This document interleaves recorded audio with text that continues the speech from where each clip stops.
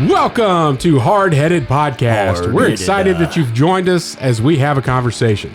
We found that a good conversation allows us to share what's on our mind, whether current events, what's grinding our gears, or our pet peeves. It also allows us to share our top 3, a list of our favorite things on any given subject, most of which are highly opinionated. In closing, we share a good word. Solid friendships are encouraging. Even if we joke and give each other a hard time, our ultimate responsibility is to uplift each other. Our goal is that you'll feel like you're part of the conversation, like you were in the studio with us, and that you feel encouraged after tuning in to our podcast. It's time to join the conversation. All right, welcome to Hardheaded Podcast. I'm your host, Chet. With me, as always, is Troy, 3-Shot Trussell, and Matt Amos. No room for a nickname. Not today, anyway. He's already a legend. Everybody knows. Matt Unprepared Amos. That might be a good one. So today we have got the top 3 comedy movies of all time. And Troy's going to give us a good word. And Troy's going to tell us what's on his mind. And Matt is going to give us a good word. I'll do my best. Yes. Those birds again. I don't know what you're talking about, man. I hadn't heard anything. I don't hear birds when we're down here. There's nothing. It's crazy. All right, Troy. Hey, check this out on my computer. I got this cool sticker. Go to hardheadedpodcast.com, click on merch. Yeah. And it'll take you to a website where you can get t-shirts, stickers.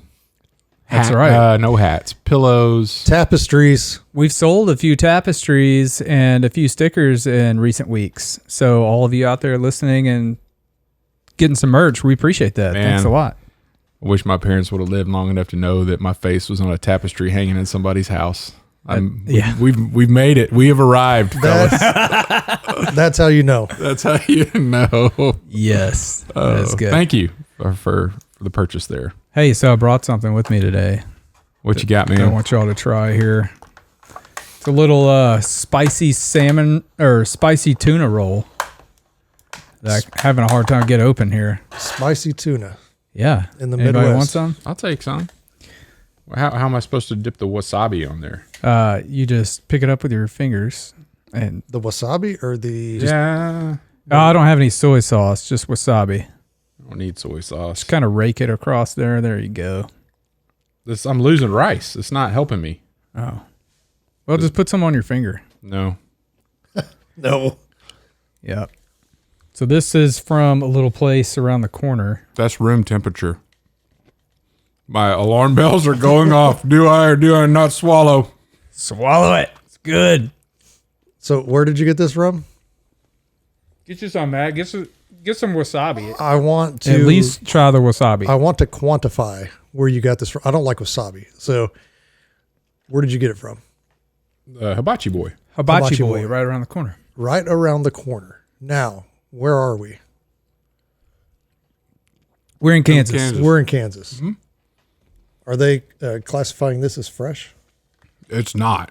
I don't know. It may have been when they gave it to Troy, but I think he left it in his car. It's 102 degrees today. I will say, so I got another dish. And it was hot in there? And it was hot in the bag. So how long has this been out? When I got over here, I put it in the bag. I'm not going to risk any more. I'm going to go with what I got. How was it, though? It's pretty good. Not spicy. Other than it being a little warm. It's not spicy. Yeah. It won't kill you, man. You say that.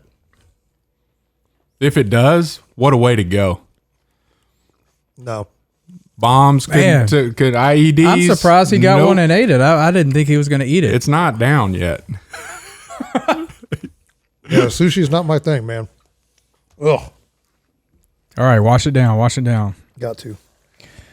All right, thanks for the little snack there. Yeah, you're welcome. But I got something for you that I want you to try. I will try what you bring. But man, yeah, I will try whatever y'all bring, except there's one thing I will not try. Okay, because this was the one thing that I really would not try. So what is your one thing? You wouldn't try this either. So it's the Asian dish with like the baby zygote bird. Do they serve that in Wichita? I don't think so. Well, then don't say you're never going to try it. We don't have an opportunity to bring it. That sounds Well, like they might, because I know a guy that used to eat it. He grew up in Wichita. They used to cook it. Oh, I couldn't do it, dude. Well, I spent 2 weeks in China. Is it cooked? Yeah, if it's cooked, I'll eat it. I'll eat that. I don't know if it is cooked. It's like It's cracked cooked. open out of the egg. It's just I'm I'm sure it's boiled or stewed. an expired egg. Oh, God. Woo. Anyway, So is it like part of a bird that's actually formed inside of the egg? Oh, yeah, it's got hair on it. And so stuff. let me give you an It's update nasty. I'll do that. on our one of the this last week. I was at a shindig, and somebody brought the flaming hot Mountain Dew Oh, yeah. in a can. Nothing. Really? There's nothing. It is not. There's not spicy. Is that stuff that you breathe doesn't happen. Just does not happen. Wow. Now, and I had them poured out over ice, and then it was a little fizz. A totally different experience than if it was in a bottle. Huh. For our listeners out there. Wow. That's crazy. I don't know why. Troy, what's on your mind, man? All right. So I own my own business, and I have a contact page on our website, right? Mm-hmm. And so people can go on there. TrussellMedia.com. TrussellMedia.com. Yeah, you can go on there. And if you want to book, corporate video or a wedding or live event that you want us to come film or whatever, we can do that for you. You just shoot me an email. Yeah. Through your contact deal. Yeah. Right. Through our contact deal. We'll respond to you. What's your response goal? Within 24 hours? Within 24 hours. It's usually same day. If I get one on the weekend, if I'm not busy, I'll answer it. But, usually I spend the weekend with family, so I try not to do work on the weekends. But, yeah. Response time's usually in less than 24 hours. Yeah. So really think that's important. Response time. I bet Matt is sending you a contact right now. Oh, I'm sure. I'm gonna check you out. He's joker. down there on his phone. Yeah. So he's probably sending me an email. Yeah. See if I'll get a Is that, see if he'll get a response. I expect one immediately. Here, let me see it real quick on my computer. Yeah. No, I'm just kidding. Yeah. So I think that's real important to respond back. It's very professional. It's very it's good for the client. It's good for business. But one thing that really irks me is when people don't reply back to my response. So somebody reaches out to you Right. and has a question, and then you reply to that question. Usually pretty detailed and, hey, here's what we can do for you. Let's set up a time for a phone call or just Do you reply do back. quotes or anything in that response? Depends on the service Yeah. and if they ask for it. Usually I don't. Usually that's a phone call or a second or third response or a sit down. Yeah. Yeah. But yeah, so I think the technical term for it these days is ghosting. Getting ghosted. Getting ghosted. So it started a few years ago when, I guess about 3 years ago, I would reply, and it was usually inquiries for weddings, right? Yeah. And I know these are young couples getting engaged. They're excited. They're probably emailing a ton of photographers, ton of videographers, event venues, all, food, all that stuff. So they're sending out a lot of info. Maybe they don't have time to, sift through all those and report back. And I get it, but it just would be nice Yeah. to get an email back saying, hey, thanks for your response. We decided to go with someone else, or we decided not to do videography or photography, or we decided just tell me that you're not looking anymore. Right. Because the way I do business is I'm going to go back through those emails once a week. Because that's a potential business, and you're going to follow that through. Right. And I'm going to follow that through, and I'm going to send you 2 to 3, follow-up emails Yeah. that they usually ghost those too. Yeah. And then after 3, that's when I give up. But it's a waste of time that I can't give that up. So what about getting out of the email business? What do you suggest? Phone calls. Well, in my email response, I do offer a phone call, and not everybody will leave me their phone number. Yeah. I would. There are a lot of people out there like me who are not going to talk on the phone. I will do all of my transactions through a text or through an email. If you have a phone number, you could text it.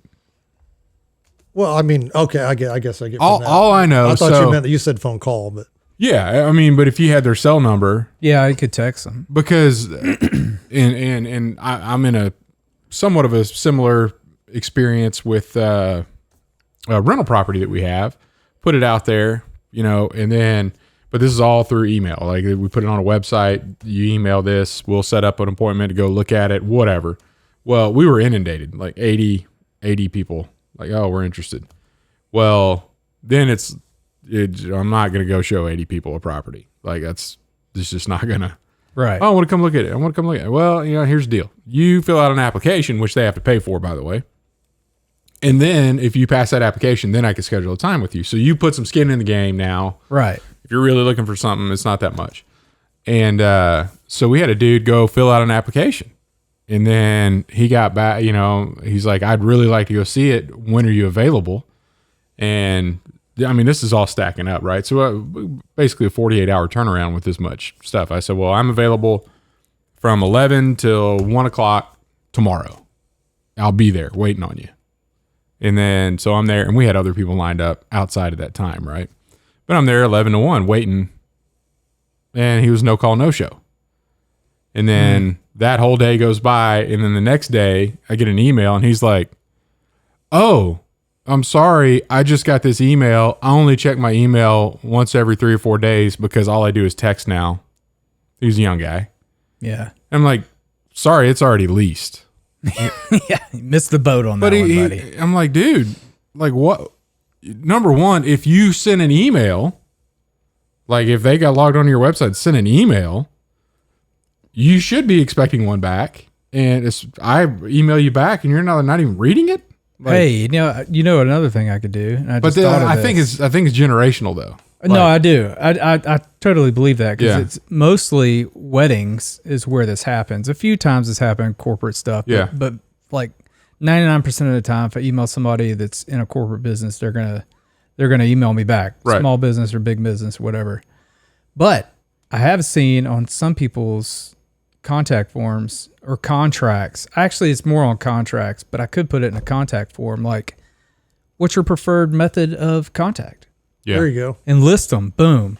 Yeah. Phone, text, Primary, email. secondary. Tertiary. Tertiary. You just want to tertiary. Yes. No, that's good. Yeah. I would start making that transition, especially for the younger side of your business. The corporate stuff is going to, corporations still communicate on email. Right. That's how, and it's probably how it's almost always going to be. We were talking about this, like faxes, like fax machines are still used in the medical industry because of HIPAA. You could specify, if you send an email, well, how many people have access to that inbox? All this. So there's still technology that we think is outdated that's useful, and I think one of those is email. You could say it's outdated, but it's still useful. Still useful. But younger folks, when it's just coming to communicating, though, younger folks are. Now, You got to TikTok them back. That's what you got to do. Yeah. Yeah. Yo, this is Troy. Yo, what up? Follow me on TikTok. Come shoot your wedding. You gotta do it while you're doing one of those 7-second segments. while you're doing one of those dances. Yeah. Yeah. Oh, man. But I do give you a kudos though, because I emailed a company about something that I'd ordered and hasn't shown up, and it's been like 3 weeks, and it wasn't a cheap product that I ordered. And so I emailed, I had to search through the site to actually find like, hey, where's this dude at? Because there wasn't like readily, or sign up for my email or, my email distribution list or whatever, and you'll get all these updates. And I was like, I care less about your updates if I'm not going to get my product, because I'm never going to do business with you again. I'm going to give you a really bad review.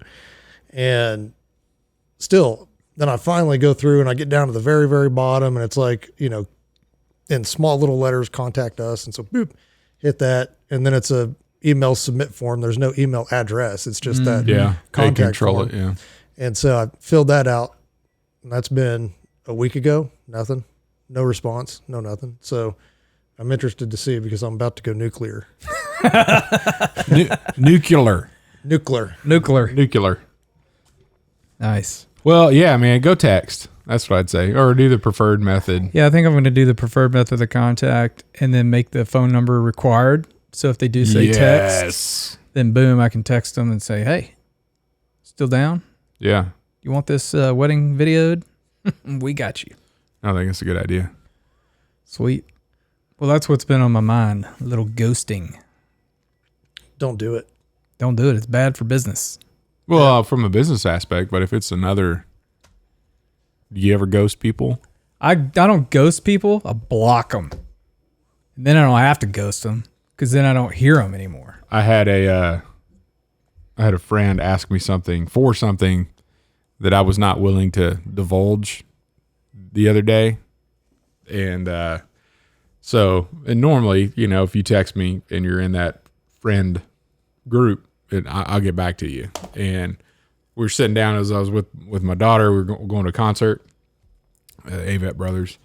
And like right when we sat down, concert hadn't quite started yet, but we sat down, house lights are still on, get the text, boom.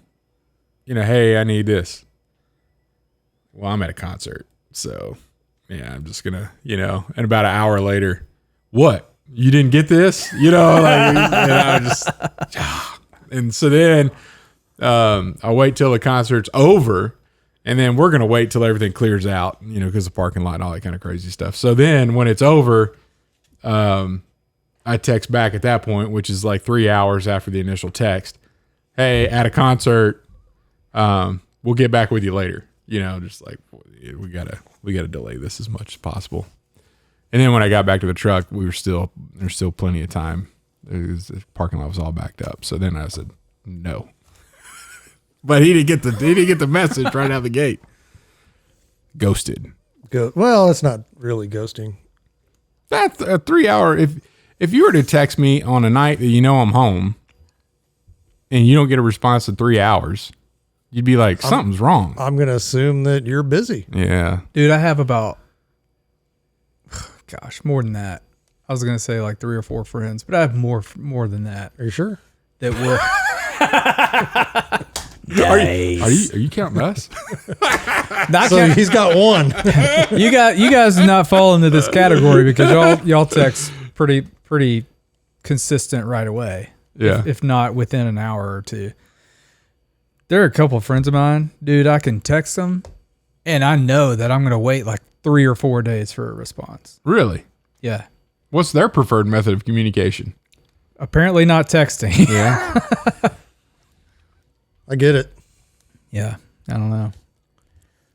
It frustrates me though, because I always have my phone on me, which is probably not a good thing, but I always text people like right back. See, part of that is my OCD. I can't, if I'm too busy to read your text, I'll like open it up, like the messages, but I won't. Yes, because you want to get rid of the little number. But I won't read. I won't read it. I'll just see who it was from, and then I keep it as unread. But I keep it as unread, and then I get that little red freaking 1, 2, 3, 20, crazy. 40, and it's like, oh no, I can't do that, and then I got to sit there and reply just because I can't, because I know if I look at it, and then you'll forget. 3 or 4 people text, and then it gets down the list, and I'm like, oh shoot, I forgot to text back. So yeah, I try to. Does that red number, does it bother you too? Did you see that The Social Dilemma where they talked about the dude that invented that? Oh yeah, I saw that movie. I don't remember that part. Yeah, he was like I remember the ... part. They wanted to control how often you would open up your phone. Oh so at first you're just like, oh, I'm bored, I want to check social media. And then you look at your phone and then you go check social media and you hang it up and you wouldn't check it again until you got bored again. Yeah. Yeah. But then they put that red dot on there and you're like, oh, I have to check it right now. Yeah. I have to, there's something that's going on that needs my attention. So they started controlling when you would go in and log into their app instead of you wanting to go into the app. Yeah. My wife will let those she had her email. It was like 1,300 something at one point. And I'm like, how do you look at that? How do you live with yourself? Right. I can't do it. I'm at my average right now on email. It's at 55. No, but I mean like the red, like unread, haven't opened it. Yeah. Oh, I can't do 55. that. How do you do that? Let me see. I did really good when I had my work email on here from a previous job because all the meeting notices and all that kind of stuff would show up. Look at that. None.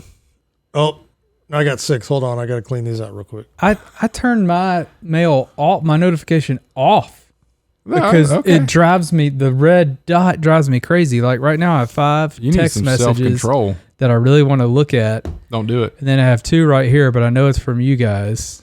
You know what? You could do it when we go to commercial break. But you know what helped me? Yeah. Is the ones that I do get stuff run up on, I take them off the homepage. I move them over here so I don't see them. Okay. Whatever you have to do to fool yourself into thinking you're being productive. I do. Thank you. Well, you can go clear those red dots right now when we go to commercial break. Sounds good. 1797, establishing dominance. A young nation begins the formation of the world's most formidable fleet of naval ships with the commissioning of its first ship, the U.S. frigate Constellation. A lively blend of rosemary, lemon, and peppermint, 1797 is a great blend to start your day. It is a great awakening quality with a minty kick. Much like stepping out on a deck of a ship cruising the brisk ocean waters, this blend will give you that early morning boost. 1797, establishing dominance. Check it out at admiralspinnet.com. Without it, you might as well shave. And we're back. Matt, give us that top 3 comedy movies. All right. Hey, honorable mention reminder that those are at the end because I'll do what I do, man. I'll do what I do. Hey, you back off. I'll do what I do. You watch what's about to happen. I got like 6 of them.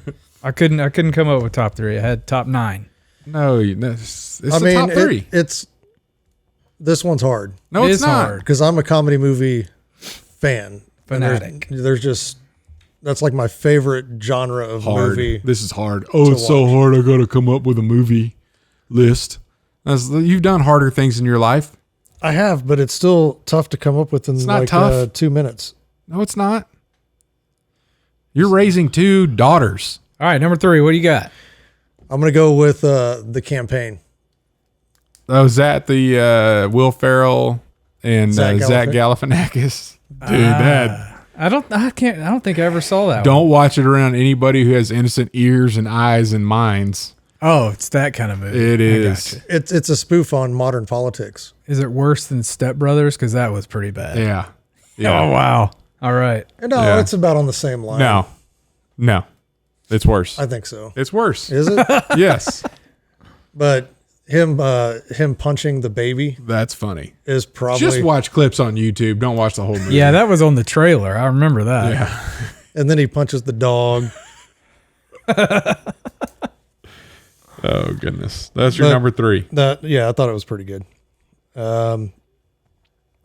Number 2. What About Bob? That's a pretty good one. That's my friend Don. Don, if you're listening, that's one of your favorite. He quotes that movie all the time. Yeah. I used Yeah. to be able to.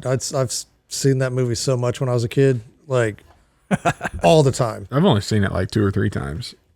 Oh, it's 20 so- years ago. I can't say that I've ever seen it all the way through. Yeah. Yeah. And because if I fake it, then I don't have it. When he's Nah, you lost me, man. Oh. This is totally He's- not he's a good faking- top 3 list.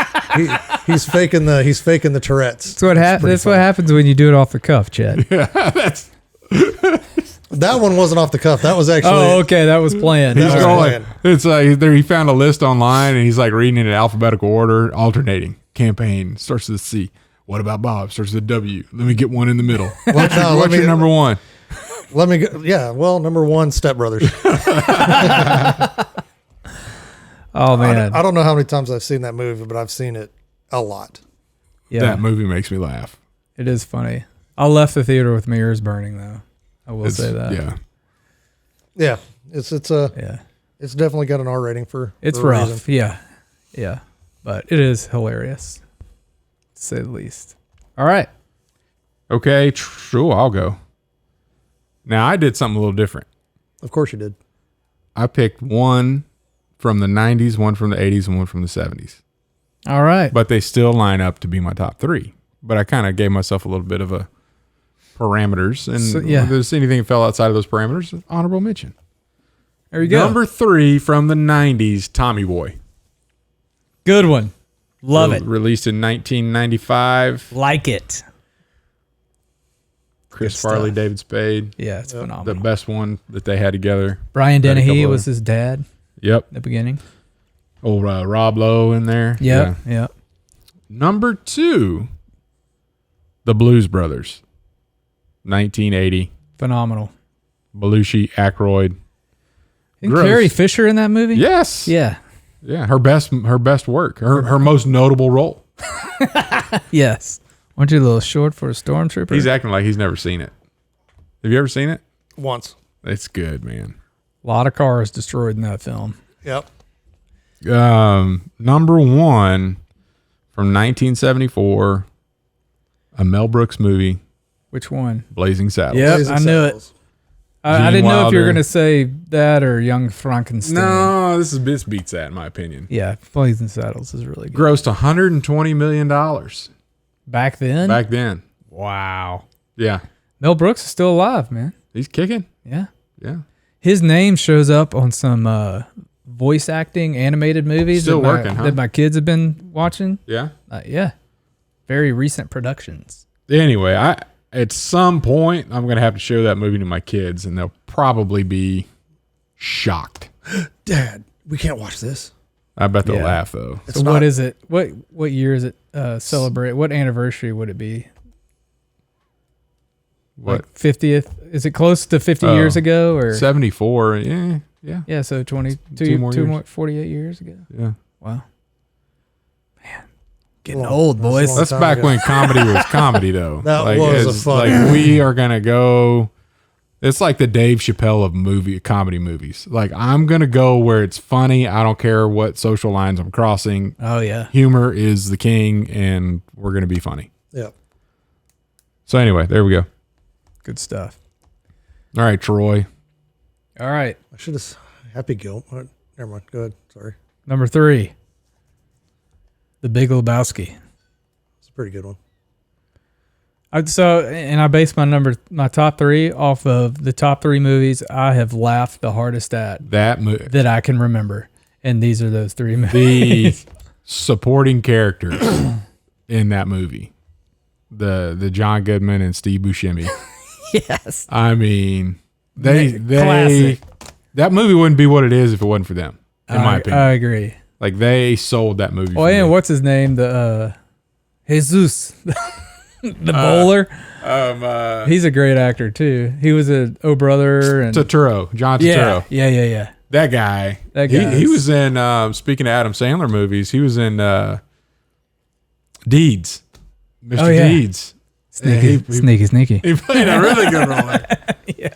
That those characters. Anyway, Oh, okay. yeah. All right, number 2. He also played in Anger Management, by the way. Yeah. Grenada. It was that guy. I don't remember. It's been a Uh, long time since I saw that. Number 2. There's Something About Mary. That one came up. Oh, dogs. I came up with dogs too.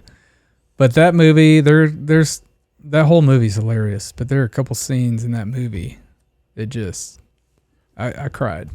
I was laughing so hard. Yeah. Yeah. So, number 1. How'd you get the Frank about the beans? How'd you get the beans about the Frank? Number 1. What? I can't get it out. That is a great scene. That's what he said. Number 1. Tommy Boy. Oh, sweet. Yeah, I laughed so hard at that movie, and what made that such a memorable movie for me is my mom was out of town, and my sister and I talked my dad into watching a movie with us, and we rented Tommy Boy, and VHS days. Was yeah, it VHS? yeah, VHS days, Be kind, rewind. or maybe DVD. I don't remember. It was Okay. in the late 90s. Tommy Boy 95. Yeah, could have been VHS. I don't remember, Pretty but sure it was VHS. but That was like Laserdisc days. That wasn't DVD days. well, yeah, I don't remember. Yeah. But Yeah, so we sat down to watch it. I remember because I was old in 95. Right. And we sat down to watch it, and my dad doesn't watch movies. Yeah. Hardly ever. His favorite movie is Cat Ballou. That's another great comedy. But we sat down to watch Tommy Boy, and I never heard my dad laugh more at a movie Yeah. than that. When your dad gets cracked up, it's funny for everybody in the room. Yeah, it's hysterical.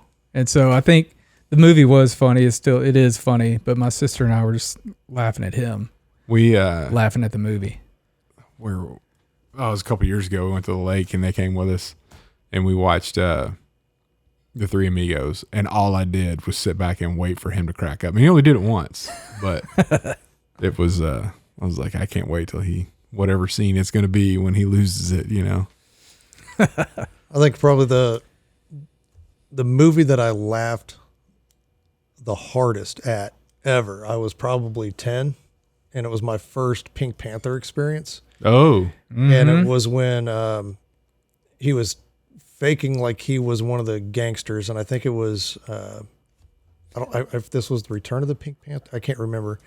But he'd put some grapes in his mouth to widen it out down here, and then somebody slapped him on the back, and he started choking on him. Yeah. And the sounds that he was making while he was choking on those grapes just absolutely made me die. I almost peed myself watching it. It was so funny. When he's in that upstairs room, and it's got the banister to where the stairs go down, and then the bar for stretching for ballet, and he's like, it's a parallel bars. Yes. And he dismounts down the stairs. Yeah. That's Pink Panther's on my honorable mention. Oh, okay. Yeah. That was a super funny movie. You got any honorable mentions, Matt? No, never mind. You didn't get a list together in the first place. You just go start naming stuff. I had Big Lebowski on mine. For me, I would say The Great Outdoors. Yeah. That's a good one. And I had Christmas Vacation. Christmas Vacation's pretty funny. Oh, yeah. All time. Yeah. Great comedy. And usually when we talk about laughing in a movie, that's me and my buddy, that came out in what, 90? Yeah, I was in... Or 89? I think I was in middle school when that came out. 89. I think it was 89. It was in the 80s. But me, my buddy Bronson, and Timmy went and saw it. We were too young, right? So one of the older siblings dropped us all off at the theater. We went and watched that thing, and we died laughing. And then we got out, and whoever was supposed to pick us up they didn't show. They ghosted you. And it was like the last. It was the last. Like no other. No, closed. No, they're showing. You could just the door opens on your way out, and you can't get back in. Like they're done. No. So it's not. It was cold to us because we lived in Louisiana and we're accustomed to the heat. But it's the winter time. None of us had jackets, and we're standing outside of the theater, freezing, reenacting or just going through all the jokes that were in the movie, just dying laughing. And we were there. I don't know. It felt like an hour before somebody came and picked us up. That's awesome. What other honorable 9 mentions do you have? I had Airplane. Yeah, the movie. Anchorman. Mm-hmm. The Naked Gun. Speaking of Anchorman, did you catch a few weeks back? Did you catch the Joe Biden reading the teleprompter notes? Oh no! Yeah, read that line again. Is like repeat the line. So he's like, "We will not repeat the line," and then somebody spliced it, spliced Anchorman right in there. He's like, "Damn it! What if you put it on a teleprompter? Ron Burgundy's gonna read it." You know. Oh, that's good. Joe Biden. Yeah. Then I had the Naked Gun. Mm-hmm. Nacho Libre. And Napoleon Dynamite. Yeah, as soon as you mentioned Nacho Libre, Napoleon had to be on there. Yeah, for sure. Has your dad seen that? Napoleon or Nacho? Napoleon. I don't think so. Probably not. Dude, you have a mission if you choose to accept it. You need to get your dad to watch that movie, and you have to be in the room when he does. Yeah, that would be funny. He would crack up at that movie. Yeah, it's a good movie. Tina, Betrayal. I'll tell you, Uncle Rico. That's he throws that steak. But I could throw this But I could throw a football over the mountains over there. Hits him on the bike. Knocks him off That's a good one. That's really good. Oh man, All right, that's a good list, boys. Matt, you got a good word for us? I do. Let's see here. What day? I forget. What day is it? There we go. 27. It's Thursday at about 4:40. All right, so we're day 27, book 2, the Chosen series here. And the good word today comes out of 2 Corinthians 12, chapters 8 through 9, or verses 8 through 9, sorry. 3 times I pleaded with the Lord to take it away from me, but he said to me, my grace is sufficient for you, for my power is made perfect in weakness. Therefore, I will boast all the more gladly about my weakness so that Christ's power may rest on me. And it kind of goes back to the whole train of, ties into the last 3 or 4 good words that we've had where, you know, we're praying for something, we want something, but it's ultimately not God's will, and he's going to be glorified through not answering that request. And so, you know, and it was Paul, you know, he's talking about, he had some, I think he had some splinter. He was talking about it, you know, got some thorn in his flesh. Yeah. And that he just couldn't get rid of. But God wasn't going to remove that so that he could be glorified through that weakness. And, you know, I look at that today, because there's, you know, a lot of people that, you know, and I know this is going to be a rough topic that a lot of people might not appreciate too much, but, you know, with the recent topic of Roe v. Wade getting overturned and stuff like that, and people saying that, you know, women's rights are at risk or whatever. Well, I disagree with that completely. But when they try to justify abortion based on rape, you know, and I know that there have been instances out there where that has happened, and the women have refused to abort that child. And they're not going to make it worse by killing something that ultimately has the ability to show the immense power of God's love. I mean, because that's God showing his love through you, is like, okay, this baby didn't have any choice in the matter. I'm going to carry this to term. And, you know, whether they put it up for adoption or whatever, they're not going to, make another wrong in the situation. You get what I'm saying with that? So, so there's all types of situations, you know, that one being an extreme one where, you know, they're like, man, I just, you know, I wish this would go away. I wish this wouldn't happen to me. And ultimately, hey, you know, we got to play with the cards we're dealt and do our best to glorify God in the process. And to me, I think that's the ultimate, you know, one of the ultimate ways you could do that. Because I looked at that and I was like, how much strength and courage and love does that take to do that? You know, so I look at it from now. I'm not judging anybody, you know, in that circumstance. I'm simply saying that what a great way to. And to kind of tie that back in though, in the Corinthians, like that's a weak moment, right? And in a weakness, God could still be glorified. Exactly. Like you're not coming from the strongest point of whatever's happened in your life. And I think a lot of times, we just talk inside the church right now. I mean, a lot of times people are really focused on, well, you're strong in this, and this is what you should do to help us grow or to help in this situation. Or I'm not strong in that, so God's not asking me to do something like that because that's not one of my skill sets or that's not my talent. And I mean, you look throughout Scripture, the people that he picks and does amazing things through. Yeah. Are not the people that we would put on an org chart and say that this guy is going to go do that thing right there, because we would all say that guy's not qualified. Well, and I mean, I think we saw that, you know, at the men's retreat that we had with your church. Mm-hmm. How many people were impacted by what the speaker had to say? And he's not a speaker. And he's not a speaker. Yeah. You know, and so I would, you know, and so I look at that and I'm like, you know, God can use those weaknesses to his glory. Well, the comments that we got back, I mean, from the survey was, I mean, a couple of them were pretty blunt. As soon as I heard him start talking, I was nervous that I'm going to be here all weekend. But oh my gosh, like he was so humble, and I'm used to hearing polished speakers at events, and this was raw and it was real, and his heart came across because it wasn't like he was some slick, preacher type. It wasn't rehearsed. Yeah.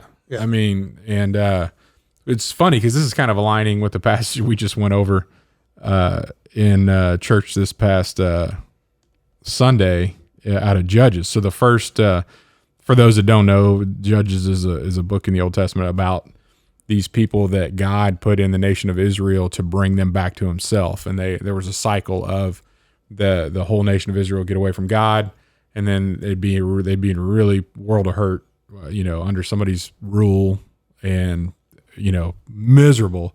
And they'd all cry out to God, hey, we messed up. Can you deliver us from this evil that's here? And then God would send a judge, and then that judge would do something. The whole nation would come back to God. And then years later, they'd fall away again. God would send another judge. Well, the first judge that he ever sent was this dude, and I don't know if you guys know the story. His name's Ehud, and this is gory. So those of faint of heart. I'm going to pick up in chapter 3, verse 9. It says, "But the sons of Israel cried out to the Lord, and the Lord raised up a deliverer for the sons of Israel." So they've been under occupation from this group of folks for 18 years. Misery, rape, killing, enslaved. They call out for this guy. Ehud is who they call out to God. God sends Ehud. Ehud is a cripple. Ehud's right arm is shrunken. It can't use it. Back in those days, if you're left-handed, Troy, you're considered second class because you're defective. I've heard that. And all he could use was his left hand. So like this cripple guy, and he goes, they're paying their tribute to the ruler at the time, which means it's their taxes, right? Mm-hmm. That's required, and he's taking a whole bunch, and they actually took loads of people to deliver this. God told Ehud to strike this dude down, right? This cripple. And so if you think you're going to deliver your people from this bad ruler, you're going to send your finest warrior. We saw this with David and Goliath as well, right? God does not send his strongest warrior. He sends a cripple who fashioned a knife, made his own knife. It was about 18 inches long. It gets into gory detail. And he straps it on his right thigh. So typically you're right-handed if you're anyone in stature, and you wouldn't be able to access a knife on the inside of your right thigh. So when they're doing the little pat down checks, they're going to focus on where you would hide weapons, and that wouldn't be on your right thigh. That was the only hand he had was his left hand, though. So he goes, they pay, they do all the stuff, all the ceremony. He leaves, and then he's on his way out, and he's like, "Oh, I didn't do what God asked me to do. I'm going back in." So he goes back and says, "Hey, I want to tell you a secret, to the whatever his name is, Elgod." Oh yeah. Whatever his name is, and it describes him. Okay. This I got to read this. I'm going to be quoting the Bible here. So Eglon is the dude's name. So now Ehud made himself a sword, which had two edges and was a cubit in length. That's about 18 inches to you that don't know cubits. He strapped it on his right thigh under his cloak. Then he presented the tribute to Eglon, king of Moab. Eglon was a very fat man. And it came about when, after he finished presenting the tribute, that he had sent away the people who had carried the tribute. Then he turned himself back to where the idols at Gilgal were. And he said, "I have a secret message for you, O king." And the king said, "Silence." So that's basically, he sent everybody out of the room. All who were attending him left him. So it's just Eglon and Ehud in the room. And he came where he was sitting in this cool roof chamber alone. And Ehud said, "I have a message from God for you." And then so Eglon stood up from his seat, and Ehud reached out with his left hand, took the sword from his right thigh, thrust it into his belly. The hilt of the sword also went in after the blade, and the fat closed in over the blade, because he did not pull the sword out of his belly. And the refuse came out. What does that mean, Matt? I know what that means. Yeah. He poopied. It says dung in my translation. And then he left. He had left through the vestibule, which they think is basically he went down the toilet, the hole that you would go through, and locked the door. So then the guard, there's this whole story, like the guards waited an embarrassingly long amount of time to check on Eglon because they could smell his crap. And they're like, that dude just stunk it up. Yeah, so we're just going to give him some time, and that time allowed for Ehud to escape. So anyway, I text our buddy Kevin, which is the guy that spoke at our men's retreat. And I said, hey, man, we're talking about Ehud in the book of Judges. And that's pretty awesome. And his response was, he said, wasn't he the guy that assassinated the fat guy? And I was like, yeah, that's him. He's like, he left his sword inside him, right? And I was like, yeah. He's like, I like Ehud. He's my kind of guy.